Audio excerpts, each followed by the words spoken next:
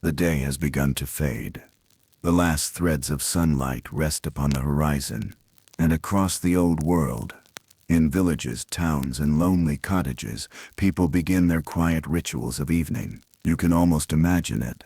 The faint chill settling over cobblestones, the smell of earth and smoke drifting through the air, the muted rustle of leaves as the world exhales the last breath of day. In this hour, the pace of life softens, voices lower, hands grow slower. The day's labor gives way to something older and gentler, the waiting for darkness. Before electricity, dusk was not just the fading of light. It was a ceremony, a deliberate crossing from the visible to the unseen. For most of human history, the boundary between day and night was deeply felt. The setting sun marked a moment of transition when human activity bent to the rhythm of the world, rather than the other way around. For farmers, it was the time to gather tools to close gates, to return from the fields. For artisans, it meant cleaning the workshop, banking the hearth. And for families, it was the time to draw near, to prepare the single flame that would carry them through the night.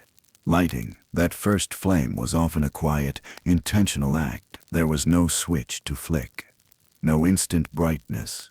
Instead, there was a sequence of small practiced motions, the trimming of a wick, the striking of flint, the gentle coaxing of oil or tallow to take flame. The moment the lamp caught, it wavered for a breath, uncertain, and then steadied into a soft golden glow.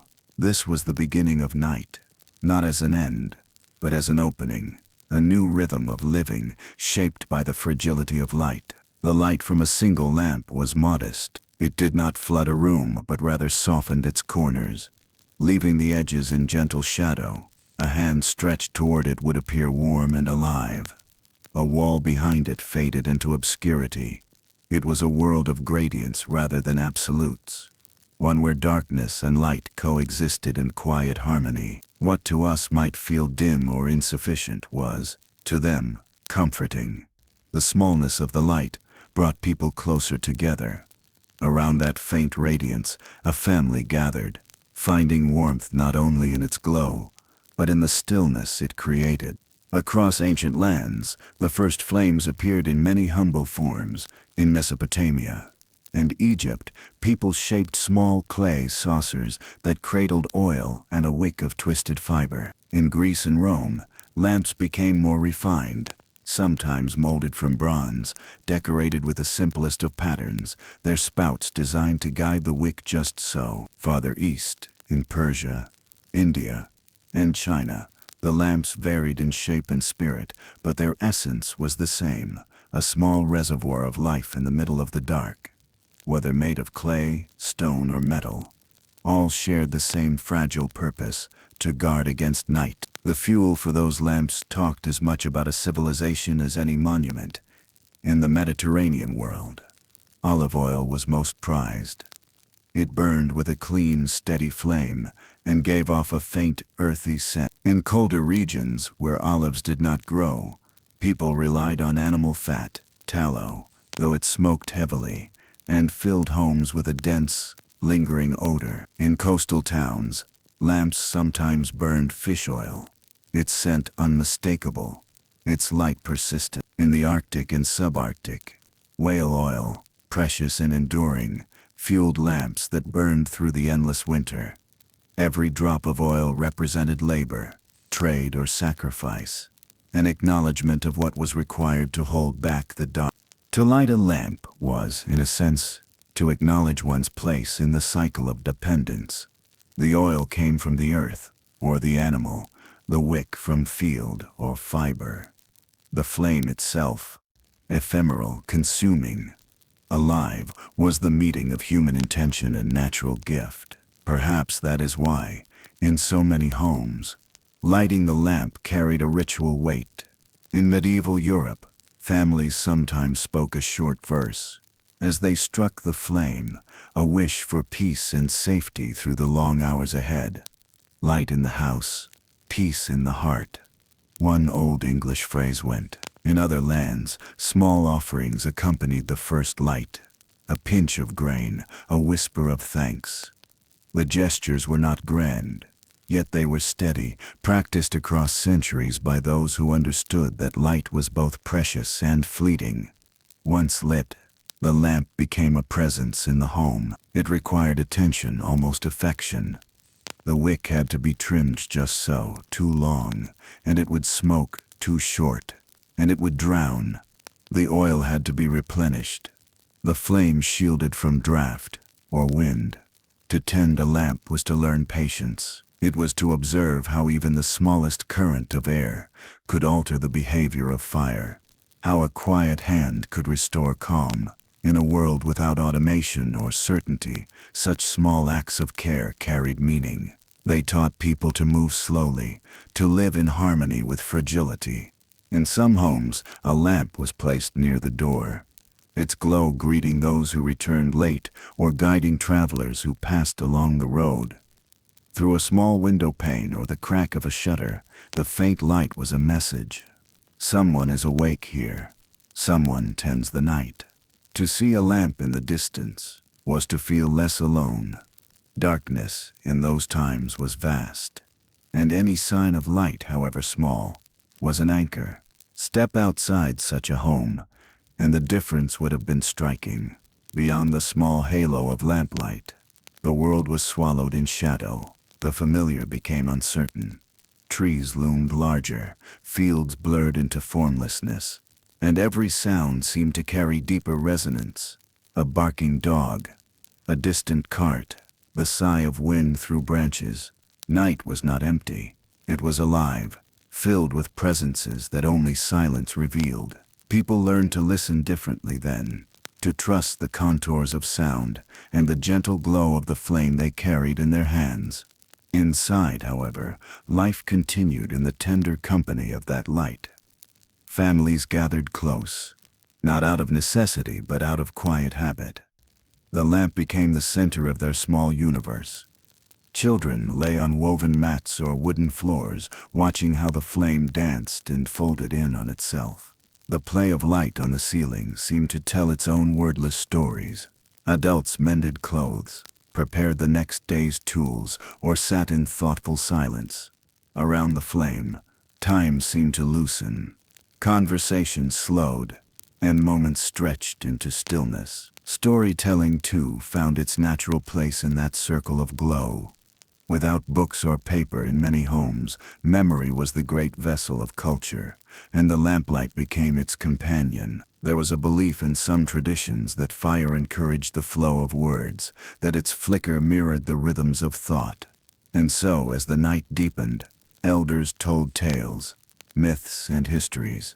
Their faces were half in light, half in shadow. The young listened, eyes reflecting the amber glow, absorbing the warmth of both story and flame. The quality of that light shaped perception itself. It was not the clear white of modern bulbs, but a living warmth, a slow-moving gold that seemed to breathe. The texture of things changed under it. The grain of wood appeared softer, the folds of fabric deeper, the sheen of skin more human. Beyond the circle of illumination, darkness pressed close, yet not menacingly. It was as if the night and the light existed in silent agreement, each defining the other's beauty. People who lived within that balance understood something we have mostly forgotten, that not everything must be fully visible to be known. In monasteries and temples, the evening lamp took on sacred significance.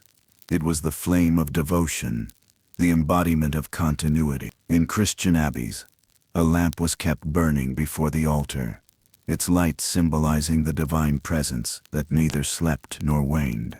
In Buddhist and Hindu temples, rows of oil lamps were lit during prayers, representing enlightenment, wisdom, and the dispelling of ignorance. Even in homes far from religious centers, the simple act of lighting the lamp could feel sacred, a moment of stillness that bound the ordinary to the eternal. Fire, though gentle, demanded respect. A single spark could save or destroy. Entire towns built of wood were lost to a careless candle or overturned lamp. The awareness of danger gave rise to ritual care. lamps placed on stone, never near fabric, wicks trimmed before sleep, oil covered from the breath of wind. In many places, families carried coals from an old hearth to a new home, believing that to let the household flame die completely was an omen of misfortune. The hearth and the lamp together symbolize continuity, the unbroken thread of human warmth through time. To imagine this world of faint light is to rediscover the patience of older rhythms. Each action was deliberate. To see required stillness. To work required concentration. To rest meant surrendering to darkness when oil ran low. There was beauty in such limits, a kind of quiet discipline that came from accepting night as a companion rather than an enemy. People did not conquer darkness, they shared the hours with it, in small circles of golden glow. In every flickering flame there was a fragile peace. When the wind pressed against walls or the rain whispered through thatch, a family might gather closer, shielding their lamp with their hands. That small act, the cupping of palms around a trembling flame, is as ancient as any prayer. It is a gesture of care, of togetherness in uncertainty. To lose the flame was to lose control. To keep it alive was to preserve hope. Each morning, after the long hours of night, the lamp would rest again, its oil nearly spent, its wick blackened. It waited for dusk to return. The world moved in that steady cycle, day to night, flame to ash, dark to light. The rhythm of illumination was as natural as breath. Centuries later, when thinkers of the Enlightenment spoke of light as a symbol for knowledge, they were drawing on something deeply human. The old awareness that illumination was not just brightness, but presence. To hold a flame in the dark was to feel connected, purposeful, alive. For all of human history, light has been more than utility. It has been memory, safety, intimacy.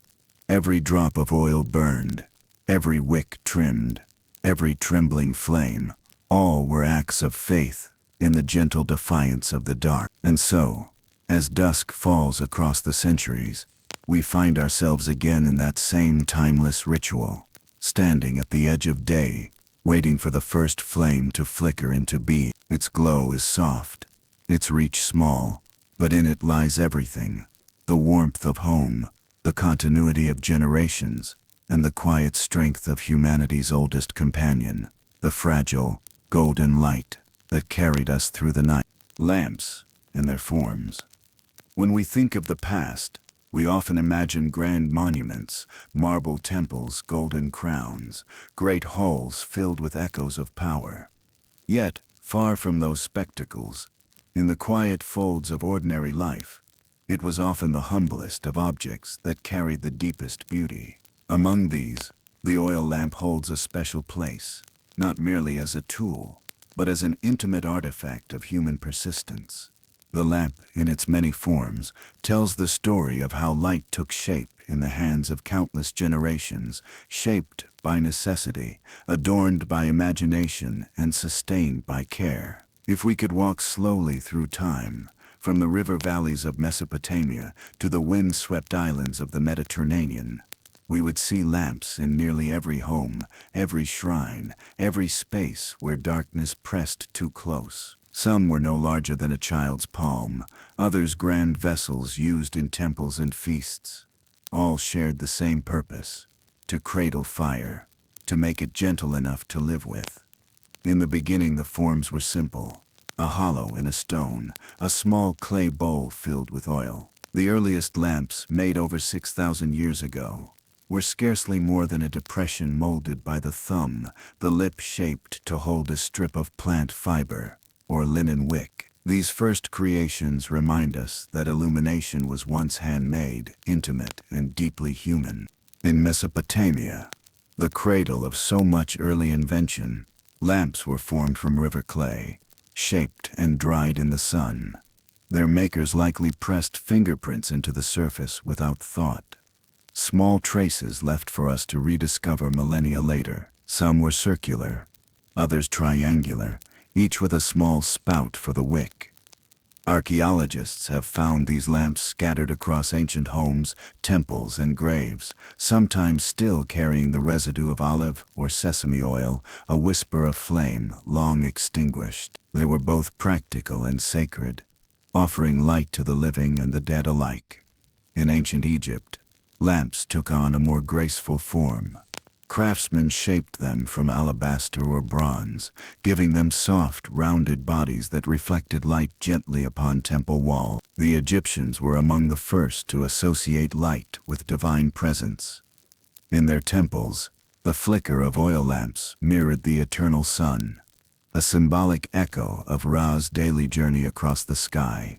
Priests tended these flames with precision, trimming wicks as part of their ritual duties. The act was not mere maintenance. It was a gesture of reverence. To keep the lamp burning was to participate in the cosmic balance, light against the eternal river of night. In Greece, the lamp evolved into an art form.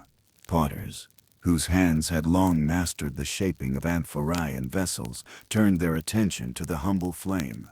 The typical Greek lamp, or licnos, was a small clay container with one or more nozzles extending outward, each holding a wick. The bodies were often decorated with gentle patterns, leaves, vines, or the abstract swirl of waves, reminders of the natural world. As centuries passed, lamps bore the likenesses of gods and heroes, Athena with her owl, Apollo with his light. To light such a lamp in a household was to invite a whisper of divinity into one's evening. The Romans, inheriting much from Greece, carried the lamp into nearly every corner of their vast empire. They were masters of refinement, and their lamps reflected both luxury and ubiquity. In villas, bronze and silver lamps hung from ornate chains, filling marble halls with soft light. In humbler quarters, clay lamps burned the same steady flame. The difference was only in ornament, not in essence. Roman lamps were often stamped with the maker's mark, a quiet signature pressed into the clay, the earliest form of branding, yet one that spoke not of pride but of continuity. To hold a Roman lamp today is to touch the work of an artisan, who 2,000 years ago shaped light with patient fingers and fire. As the centuries turned and the Roman world faded, the lamp continued its journey through the dim corridors of history. In the early medieval period, metal became the favored medium. Iron and brass replaced clay in many regions, their sturdiness well suited to an age of travel and uncertainty. Hanging lamps appeared, suspended from chains in monasteries and castles, their glow reflecting in polished shields and rough stone walls. The light was warmer now, deeper, a heartbeat in the quiet of prayer halls and lonely chambers. The Middle Ages also saw the rise of the cruzy lamp, a simple iron or bronze vessel with an extended lip for the wick. In the cottages of Europe, these lamps were indispensable. Their design was clever. Two small trays hinged together, one holding oil, the other catching the drips. A single flame burned low, steady, and economical. To the modern eye, it might appear crude, but to those who lived by it, it was a companion through long nights of labor and story. The faint smell of tallow smoke and warm metal was the scent of home itself. Far to the east, other forms of light were taking shape. In China, oil lamps had existed since ancient times, but they shared the stage with another marvel, the paper lantern. Where oil lamps offered steady flame, lanterns gave movement and breath. Their thin paper shells glowed softly, alive with the dance of fire within. Lanterns were not merely tools, they were symbols of transience, of life's fragile beauty. During festivals, thousands of them would rise into the night, carried by wind and wish, turning darkness into a living sea of light. In Japan, too, stone and bronze lanterns adorned temples and gardens, blending art and nature. Their quiet geometry and gentle glow were an invitation to contemplation, a stillness that endures even now. In the Islamic world, lamps took on extraordinary elegance. The great mosques of Cairo, Damascus, and Istanbul glimmered with suspended glass lamps, their surfaces inscribed with verses from the Quran. The words, written in delicate blue and gold, caught the light of the flame and shimmered in soft halos of color. To walk among them was to walk beneath constellations of human devotion. Each lamp was both art and prayer, and their collective radiance transformed sacred space into something both earthly and celestial. The tradition of beauty woven into utility found one of its purest expressions here. The idea that even the most functional object could carry grace. In India, the lamp became an emblem of the soul, known as diya. It was, and remains, a vessel of sacred symbolism. Its flame represents life, purity, and the triumph of knowledge over darkness. During festivals such as Diwali, millions of small clay lamps are lit and placed along doorways, rooftops, and riverbanks, creating vast oceans of shimmering light. Each lamp is simple, hand-shaped from earth, and yet together they form something transcendent, a vision of human unity through shared radiance. Watching such a sight is to witness how light becomes a language older than words. Through all these variations, one truth remained constant. The lamp was a bridge between the practical and the poetic. It gave light, but it also gave meaning. Its form, no matter how humble, reflected the culture that made a Greek potter's curve, a Japanese craftsman's chisel, a Persian glassblower's breath. Each told a story of how a people understood beauty, function, and time. Even the smallest lamp carried within it the spirit of its maker, the quiet precision of hands that knew the weight of shadow. The materials, too, had their voices. Clay, drawn from earth and riverbeds, spoke of endurance. Bronze and brass sang softly when touched, whispering of the forge's fire. Glass, fragile yet luminous, captured the essence of transience, the way light itself seems both eternal and fleeting. In the later centuries, with the discovery of new methods of glass blowing, lamps became more delicate, their bodies translucent, their flames visible in full. People began to place colored shades over them, amber, green, rose, bathing rooms in hues that softened the edge of darkness. To sit in such light was to dwell in a painted world, one where every shadow had a tint of warmth. The evolution of the lamp was never just technological. It was emotional, spiritual, aesthetic. Each change reflected how humanity related to night. When light was scarce, it was revered. When it became abundant, it was adorned. The lamp, in its still simplicity, stood at the center of that relationship, the mediator between the vast unknown outside and the tender familiarity within. Even as centuries passed and new fuels emerged, whale oil, kerosene, later gas, the form of the lamp retained its grace.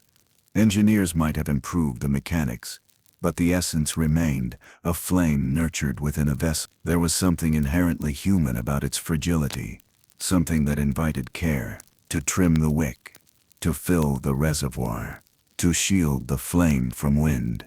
These gestures remained unchanged across time and continent. If you close your eyes and imagine such a lamp on a wooden table, you can almost feel its warmth. The metal grows faintly hot. The oil gives off a mild scent of earth and smoke.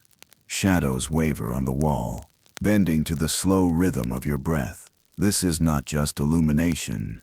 It is companionship. The lamp asks for attention, and in return, it offers calm. In the quiet of that exchange, art and life become one. A lamp is not only seen, it is felt. It shapes the space around it, softens the edges of thought, and gathers people into its glow. A simple object, yet within it lives the full story of humanity's desire, not to banish darkness, but to share it with grace. As we look back across thousands of years of light, we see how every civilization, no matter how distant or divided, found comfort in the same fragile form, whether carved from stone, molded from clay, or blown from glass. Every lamp held the same secret, that beauty often resides in what is small, humble, and made by hand. In their quiet persistence, lamps remind us, that the history of light is also the history of tenderness. And so the lamp, this small flickering vessel, becomes more than an artifact. It becomes a mirror of ourselves. It reflects our ingenuity, our longing, our reverence for warmth in the vastness of night. Each curve, each handle, each careful detail carries the mark of human devotion to comfort and beauty. To study these forms is to glimpse the continuity of care that connects all who ever lived by a single flame. As this chapter fades into stillness, imagine once more the countless lamps glowing in the windows of history, from the clay saucers of Sumer to the glass globes of Venice, from the brass dia of India to the paper lanterns of China, each one a small heart of light beating softly against the dark. And somewhere, in the hush of night, another hand bends forward to light the next flame, as countless hands have done before and will continue to do, as long as night returns and the world waits quietly for its glow. The rhythm of night. When the last lamp was lit, and its faint circle of warmth spread across the room, a stillness settled, not emptiness, but a kind of fullness made of quiet. Night, for most of human history, was not simply a time of sleep. It was a world of its own, with its own moods, its own slow rhythms, its own secret life. In that gentle darkness, people listened differently, moved differently, even though differently. What daylight made visible, night invited to be felt. In the old world, night unfolded slowly. The boundaries of time were elastic then, bending not to the tick of a clock, but to the turning of the sun and the soft pulse of fire. Evening was not an abrupt descent into sleep, but a gradual unwinding. After the day's labor ended, there was often a small meal, modest, shared by dim light, followed by quiet work or conversation. The air was filled not with noise, but with the faint, steady sounds of life continuing in lowered tones. The scraping of a bowl, the flick of a wick, the murmured talk of those who had known one another all their lives. The world did not rush toward rest. It drifted toward it like a leaf toward still water. As darkness deepened, senses sharpened. In the absence of bright light, people learned to see differently, not through clarity, but through nuance. The outlines of familiar objects softened. A jug, a chair, a sleeping cat, all became suggestions rather than certainties. To move through a room required memory and trust. One learned to navigate by the faint glow of embers, by the silhouette of a doorway, by instinct born of repetition. In this way, night taught presence. Every gesture was careful, deliberate. To live by such light was to live attentively. Outside, the world became vast and strange again. The sky, once pale and distant, opened like an ocean. Stars bloomed across it in their silent multitudes, each one a slow pulse of distant fire. For the people of older centuries, those stars were not abstractions. They were companions, witnesses, navigators. Entire myths unfolded from their slow movements. Farmers knew the patterns that signaled planting or harvest. Travelers found direction in their constancy. To stand beneath such a sky was to feel both infinitesimal and connected, a small flicker of consciousness beneath the endless rhythm of the cosmos. Animals, too, shifted into their nocturnal way. The creak of wood, the rustle of straw, the call of an owl in the distance. These were the sounds that filled the darkened hours. Dogs stirred softly near doorways, their ears attuned to the unseen. Horses stamped in their stalls, the faint metallic ring of hooves against stone echoing like a heartbeat. And always, somewhere, there was the whisper of wind, moving through trees, through reeds, across the thatched roofs of sleeping homes. To live without mechanical noise was to know the world as an orchestra of natural quiet. For people who lived close to the land, the night was not something to fear, though it carried mystery. It was part of the cycle of being, the time when labors ceased and imagination began. Stories were told then, slow, meandering stories that stretched across hours, passed down through generations.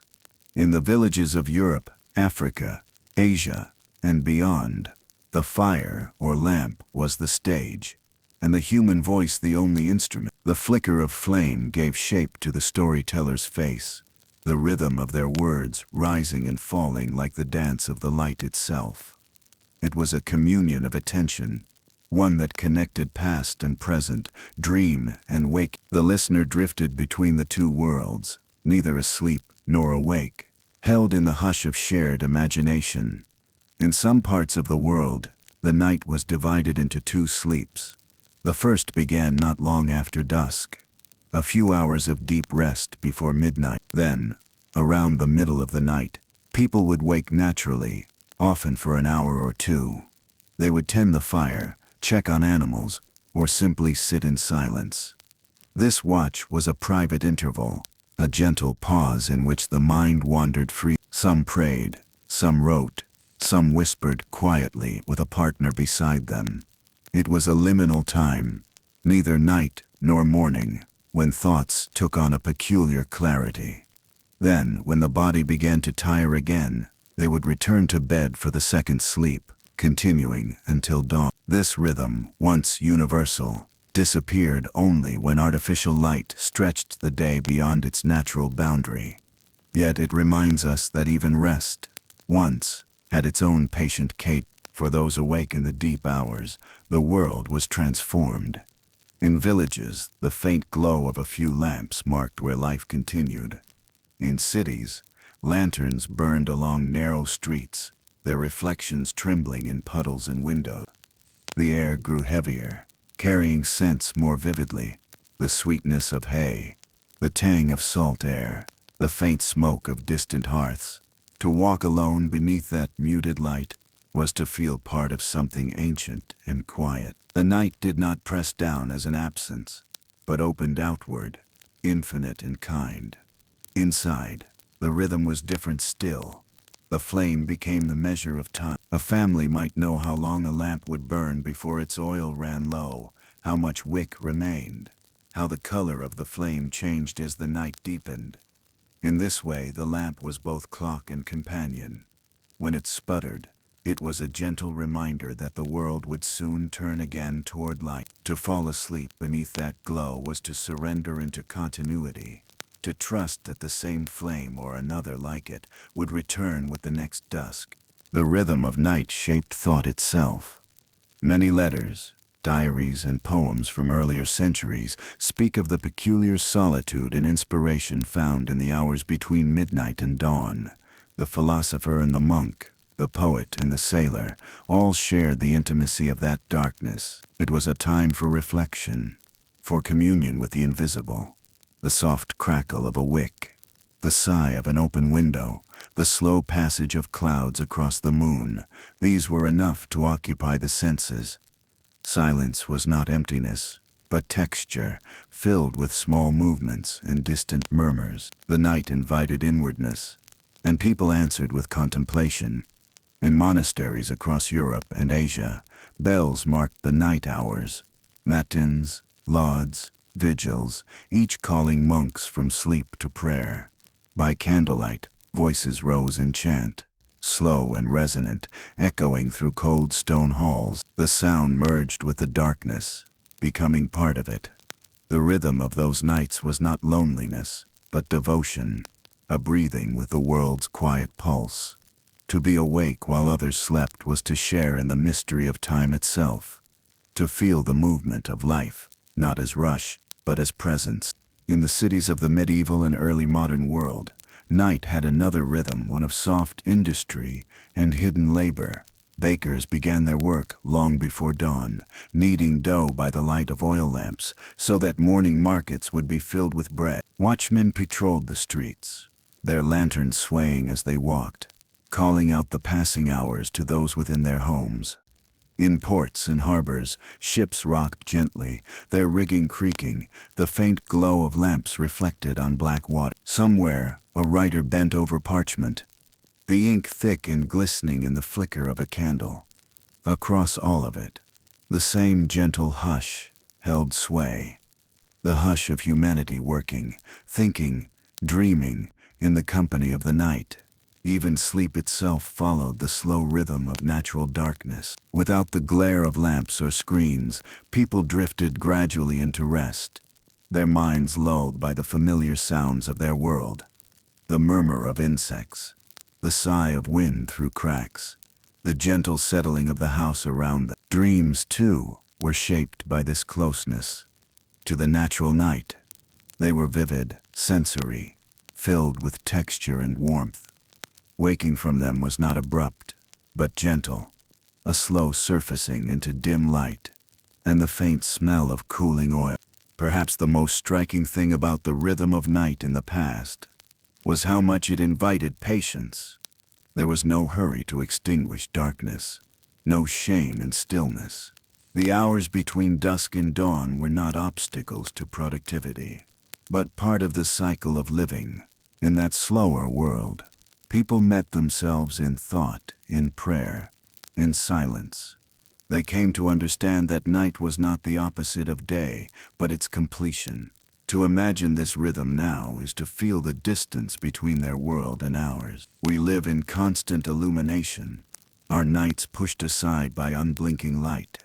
Yet something in us still longs for that older pace, the gentle breathing of hours unmeasured, the calm intimacy of shared quiet. To sit by a small flame, to listen to its faint whisper, is to remember that time itself was once softer.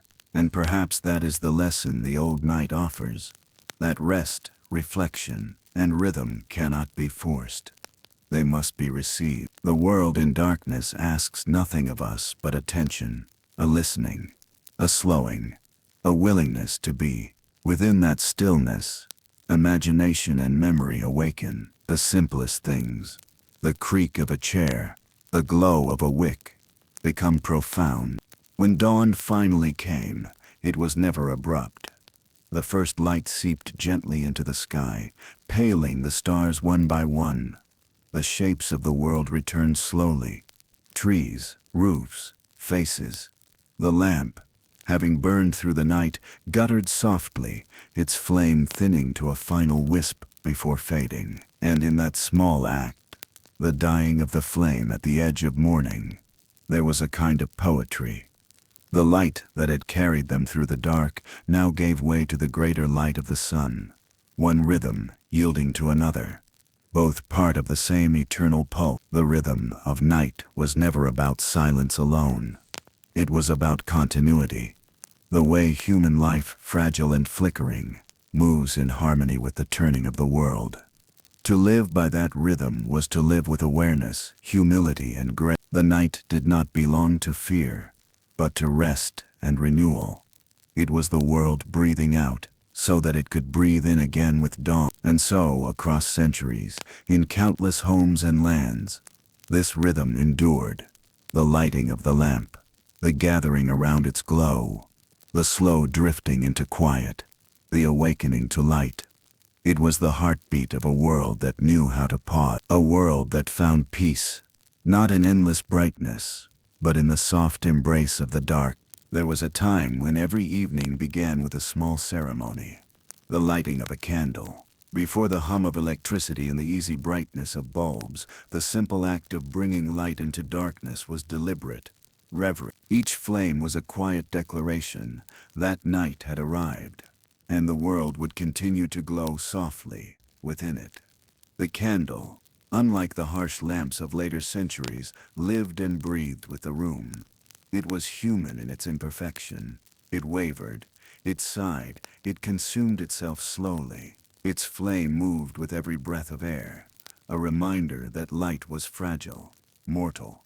Across millennia, this small column of wax became one of humanity's most faithful companions, watching silently as civilizations rose and fell, as people prayed, worked, wrote, and dreamed by its patient glow.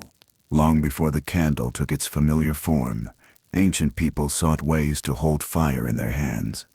In ancient Egypt, around 3000 BCE, torches and reed rushlights were among the earliest portable lights. These were simple reeds dipped in animal fat, burning quickly and unevenly, yet serving their purpose in a dark world.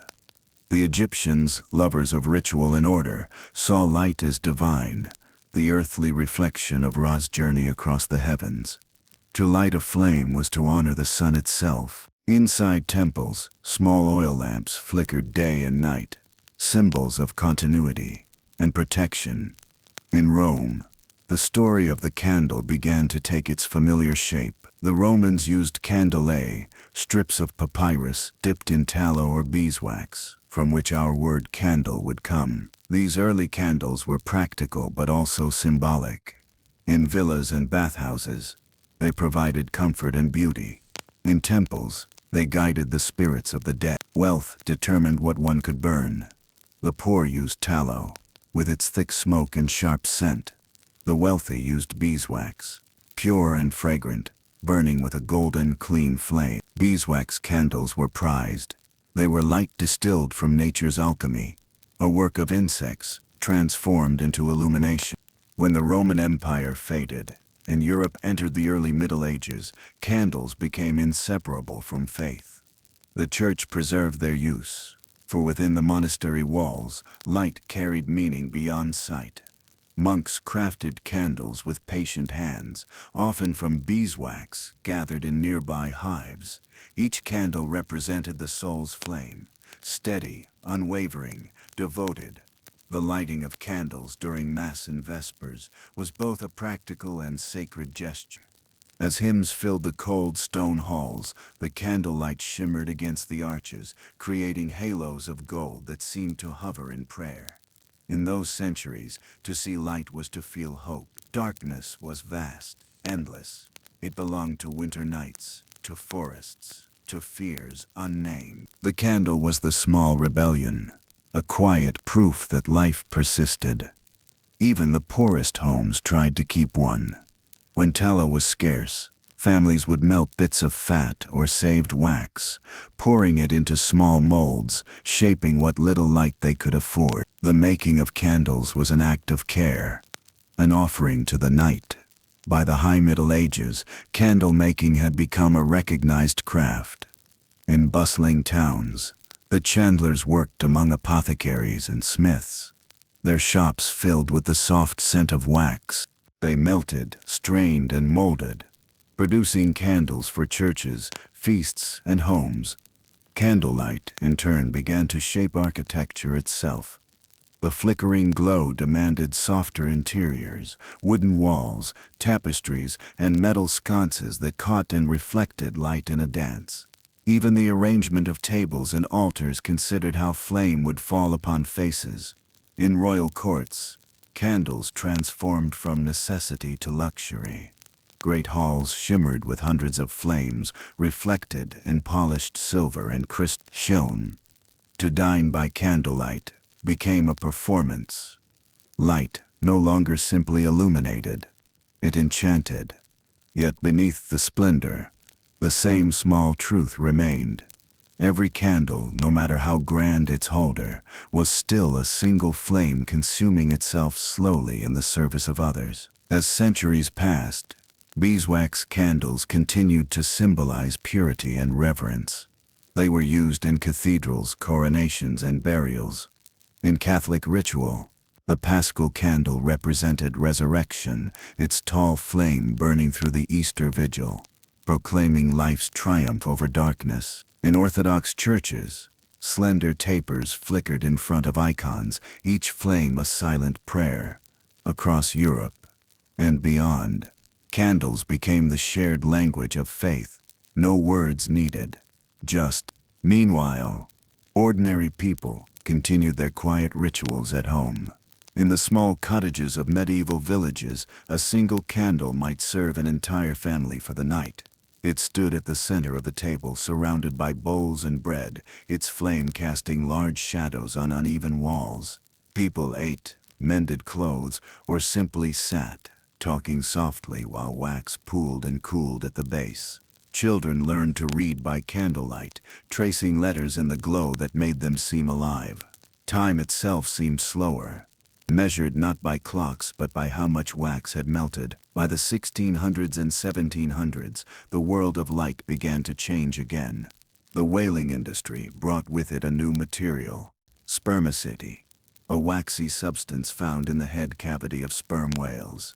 It burned brightly and cleanly, with a sweet scent. In drawing rooms and parlors, these candles became a symbol of refinement. Their flame was steadier, whiter, more confident, a hint of modernity arriving quietly through the sea. Candlelight, once golden and trembling, began to glow with a clearer hue. Yet even as new materials emerged, the candle retained its soul. In literature, it became a metaphor for life itself, fragile, fleeting, luminous. Shakespeare wrote of candles, snuffed out, and later, poets like Byron and Keats found in them a symbol for beauty's impermanence. A candle could stand for knowledge, love, or mortality. Its flame an image of the human spirit, burning brightly, but briefly against the dark. When gaslight appeared in the 19th century, followed by electricity, candles should have vanished into history. Yet they endured, not as tools but as companions.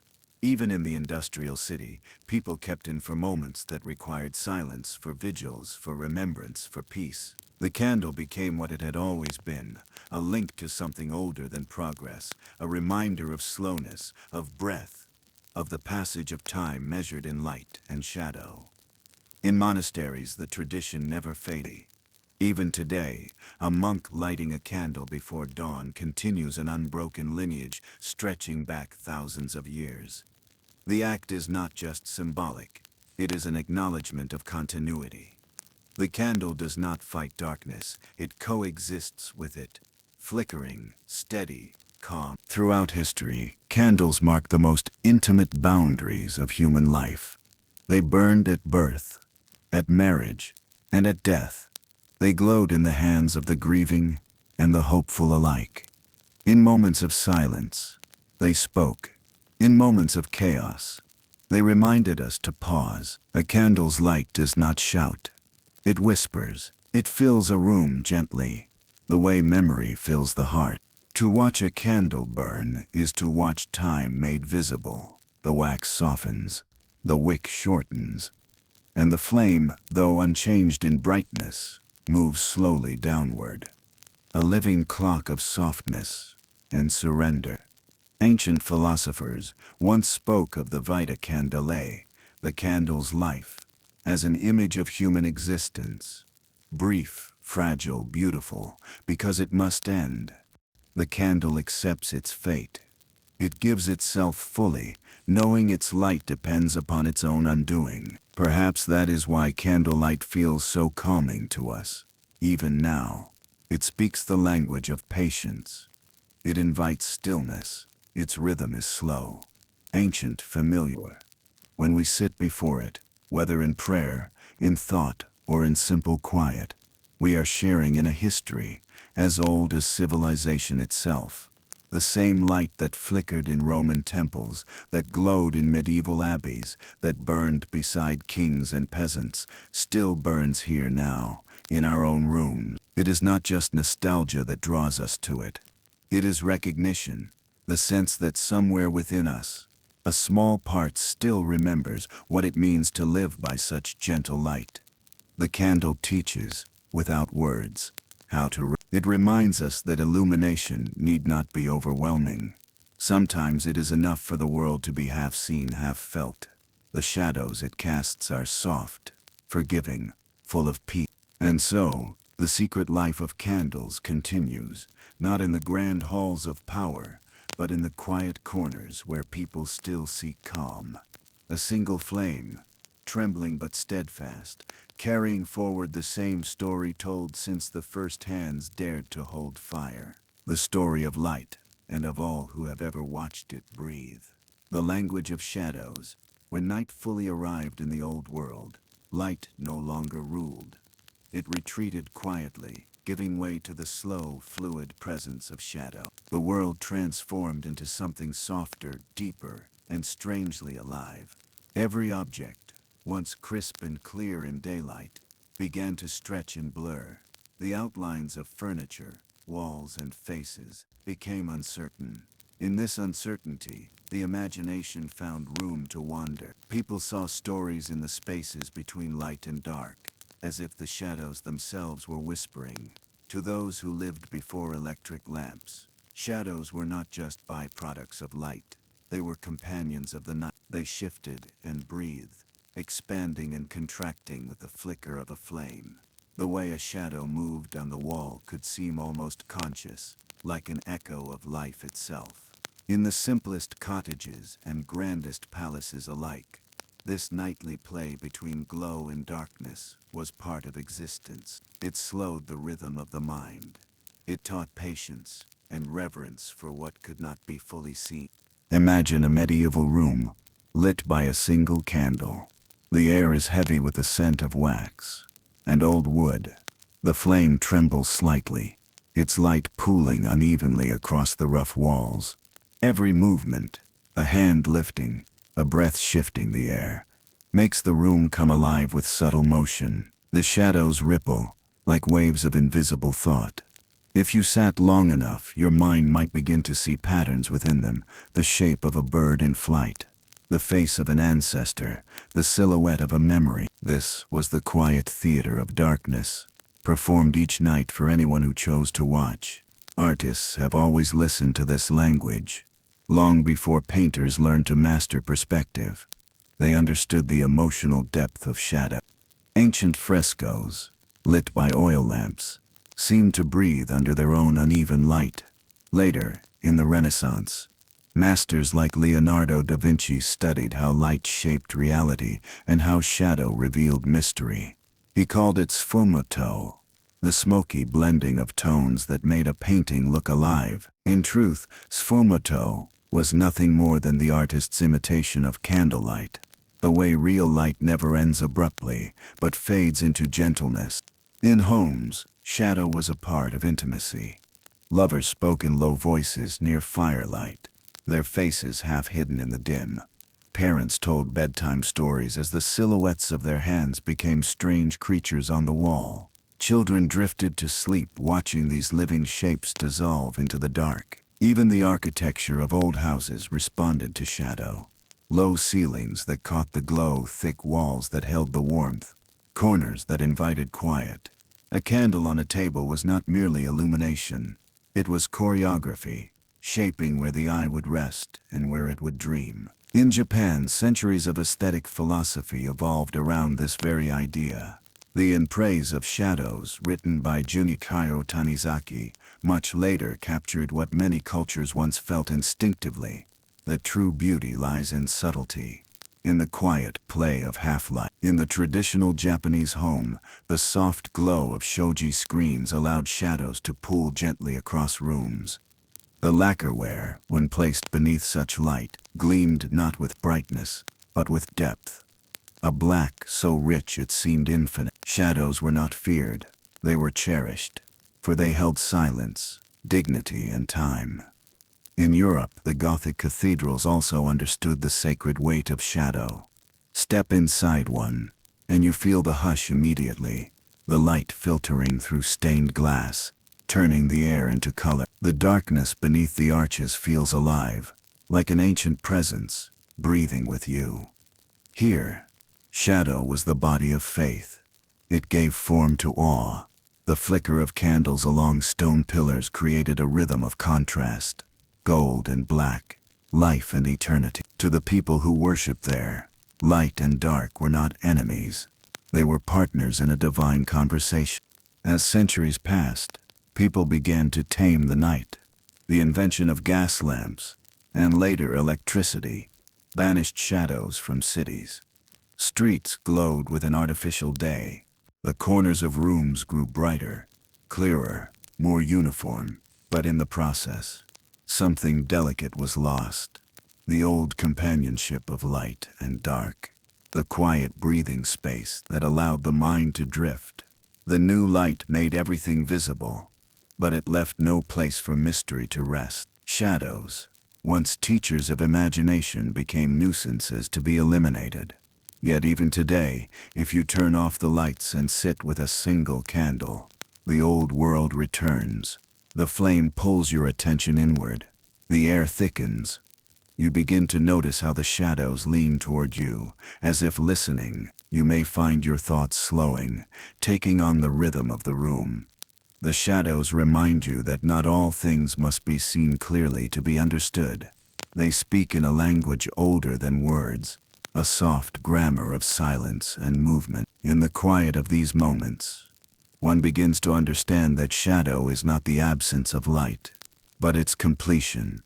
Just as a melody needs silence between notes, light needs darkness to become meaningful. The human soul, too, needs its shaded corners, the unseen places where thought ripens and memory rests. Without shadow, there is no depth, no shape, no rest for the eye. Even in the most ancient myths, creation often begins not with light, but with darkness, a fertile void from which everything else emerges. Think of an old candlelit study. The flame's reflection trembles across the glass of a framed painting. The corners of the room fade into invisibility. The mind, unburdened by clarity, begins to dream. Writers once sought these moments. Philosophers, monks, poets, all found that shadow had a way of unlocking thought. In the calm dimness, one's inner life became more audible. The external world softened, allowing the imagination to speak freely. Perhaps this is why so much wisdom and beauty came from times when nights were truly dark. Shadow also shaped how people saw time itself. In the flickering of firelight, hours passed without measure. There was no fixed brightness to mark productivity, no artificial glow to extend the day. People lived within a natural rhythm, a world that darkened, rested, and awoke again. Shadow was the body of night, and night was the soul's great equalizer. It reminded every person, rich or poor, that light must eventually bow. In its gentle obscurity, there was humility, a reminder that clarity is not the only form of truth. To watch a shadow move slowly across a wall was to see time in its purest form. Each flicker, each gradual shift marked a quiet unfolding of existence. People learned patience from such things. They measured life not in minutes, but in gestures. The length of a candle's burn, the soft darkening of the evening, the whisper of a flame's last breath. In these small observations, life revealed its slower rhythm, one the modern world has almost forgotten. When dawn came, the shadows retreated without struggle. They folded back into the corners, leaving behind a strange emptiness. The return of light was always a small wonder, but it was also an ending. The language of shadows could only be spoken at night. Those who lingered to see the last embers fade might feel a tender melancholy, as though parting with an old friend. The fire would cool, the room would brighten, and the mystery of darkness would fall silent again, waiting for the next dusk to give it voice. Even now, you can listen for that voice if you wish. Turn off your lights. Let a single gentle glow fill the room. Watch the shadows gather. You will see them sway slightly, breathing with the rhythm of the flame. In that small movement is the memory of every night that has ever been. The language they speak is wordless, but ancient. The language of pause, of patience, of being. Let it wash over you. Let it remind you of what the world once sounded like when it was quiet enough to hear itself. When the world quiets, and the last flame still burns low, the mind begins to wander into its gentlest state, that soft edge between waking and dreaming. For centuries, people lived closer to that edge than we do now. The lamplight at night did not chase sleep away. It guided one toward it, slowly, patiently. In that dim glow, thoughts stretched like shadows, loose and tender. The flickering light of a single lamp could open doors to memory, imagination, or prayer. Long before electricity brightened our nights, sleep itself was not a single unbroken state. People spoke of first sleep and second sleep, the hours between them, those tender moments when a lamp still glowed beside the bed. were times of quiet reflection. A person might wake for a while, tend the fire, whisper a prayer, or write in silence. Then, when their eyes felt heavy again, they would drift back into their second sleep. The night was not a void to be filled, but a landscape to move through slowly. Imagine such a night. A small room, perhaps in the early 1700s. The air smells faintly of tallow and wood. The windows are shuttered, and the outside world has faded to a hushed blue-black. On a table near the bed, a small oil lamp burns, its glass halo warm and steady. You can almost hear it. A faint crackle, a sigh of flame, adjusting itself. Its light pools softly over a book left open. Its pages turn slightly by a breeze. Beside it, someone sits awake, writing slowly, the quill's tip whispering across paper. They are not rushed. They are not fighting time. The world moves at the speed of breath.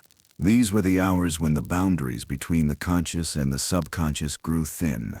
In the dim light, the mind softened. The day's concerns, once sharp and noisy, dissolved into a kind of gentle fog. Thoughts became images, feelings became half-formed sentences. Many of history's quietest thinkers lived by lamplight. Monks copying manuscripts in candle glow, poets writing verses as the night stretched on. The lamp, in a way, became an instrument of contemplation. It didn't illuminate the world, it illuminated the inner life. In monasteries, the lamplight was a constant companion. The long corridors of stone, the echoing steps, the soft chant of midnight prayers, all of it existed in this golden half-darkness. Monks would wake for matins, their lamps carried through the cloisters like small moving stars. Each flame was both light and devotion. It was said that the flicker of a lamp was a kind of meditation in itself, the steady rhythm of the flame mirroring the stillness of the soul. To sit and watch it was to remember how to breathe. In homes, too, the lamp shaped the rhythm of sleep and thought. Its gentle glow made the room feel smaller, safer. Couples whispered softly beneath its light. Parents checked on their sleeping children. Sometimes, when the fire had burned down to embers, only the lamp remained, a final witness of the day standing guard until dawn. People might stare into its flame, lost in thought, until their eyes grew heavy. The lamp, in its patience, never hurried them. It knew that sleep would come naturally, like a tide returning to shore. There was also a spiritual dimension to lamplight, one shared quietly across cultures. In the Christian tradition, it was a symbol of vigilance and faith. Keep your lamp burning, the scriptures said, for you know not the hour. In Buddhist temples, lamps were offerings, symbols of enlightenment. Each flame represented awareness, a small, steady awakening in the vastness of night. To light a lamp was to declare gently that even in darkness, understanding was possible. As time passed and cities grew brighter, the intimacy of lamplight began to fade.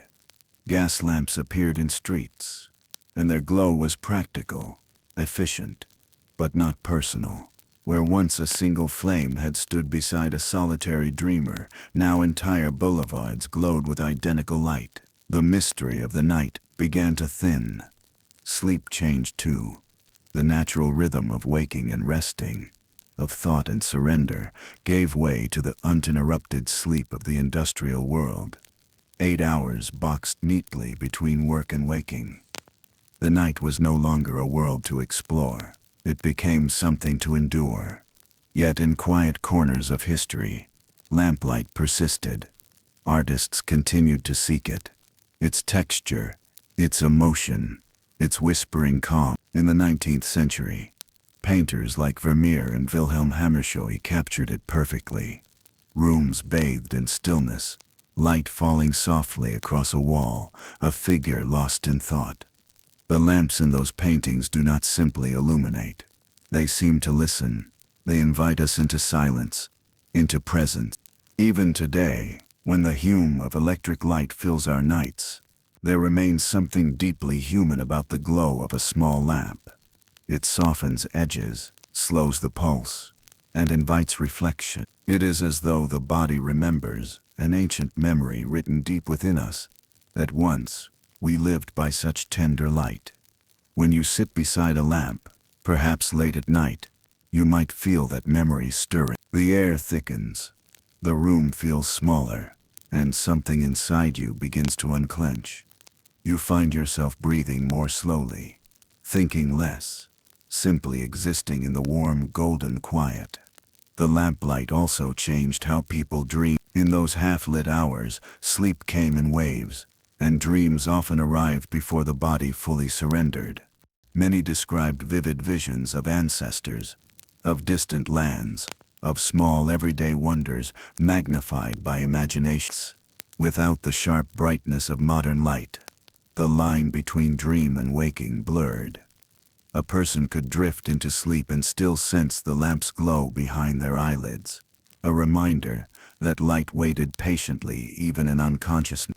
Writers often captured this feeling. Charles Dickens, writing late into the night, once described lamplight as the companion of the solitary soul. Others called it a dream's threshold. It was more than brightness. It was an atmosphere, a soft place where thought became fluid. In that golden space, countless diaries were filled, letters written, philosophies born. Many of the ideas that shaped modern life were first whispered in lamplight, when the world was quiet enough to listen. Sometimes, lamplight was the last thing a person saw before death, and so it became entwined with memory and love. Lamps burned beside sick beds, beside the dying, beside newborns. They were silent witnesses to beginnings and endings alike. The flame that guided sleep also guided farewell. In this way, lamplight came to symbolize the continuity of existence. A light passed gently from one life to the next. If you close your eyes now, and imagine a room lit only by a lamp, you might feel that timelessness. The shadows sway, the flame hums softly, and everything feels slower, deeper, more forgiving. It's a space where nothing needs to be achieved, where time is not measured but felt. The lamplight does not demand. It simply accompanies. It asks you to rest, to remember what it feels like to be fully present, neither dreaming nor awake, but somewhere in between. So perhaps when the night comes and the world feels heavy, you might turn off the harsh light and leave only one small lamp burn. Watch its glow settle over the room. Let it teach you the language of stillness that our ancestors once knew. In that tender, golden half-light, you may find that dreams are not far away. They're waiting, just beyond the flame's reach, breathing softly, patient as the night itself.